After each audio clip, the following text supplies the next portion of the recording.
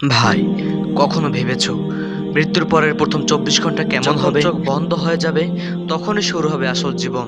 তুমি দেখবে ফেরেশতারা এসে তোমার রূহ বের করে নিয়েছে, কেউ ভালোবাসার সাথে আর কেউ ঘৃণার সাথে। তারপর তুমি দেখবে তোমার নিজের দেহ পড়ে আছে, অথচ তুমি সেটা কিছুই করতে পারছো না।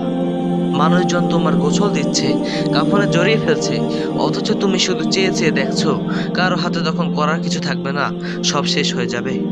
চারজন তোমাকে নিয়ে যাবে কবরের দিকে, সেখানে মাটি তোমাকে চাপড়ে ধরবে এবং কবর চাপ দেবে এমন ভাবে যেন হাড় একসাথে ভেঙে যাচ্ছে। এরপর আসবে মুনকার ও নাকির, তারা জিজ্ঞেস করবে তোমার রবকে, তোমার দিনকে, তোমার নবীকে।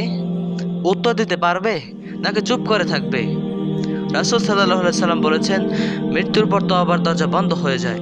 সেদিন তোমার পাশে থাকবে না টাকা, ফলোয়ার, গাড়ি, প্রেমিকা, থাকবে শুধু নামাজ, তওবার ভালো কাজ। ভাই, আজ যদি এই 24 ঘন্টা শুরু হয়ে যায়, আমরা কি প্রস্তুত? এখনো সময় আছে। একটু চোখ বন্ধ করে ভাবো, আজ রাতে যদি তোমার মৃত্যু ঘোষণা হয়, তুমি কি ফিরে যাবে আল্লাহর কাছে?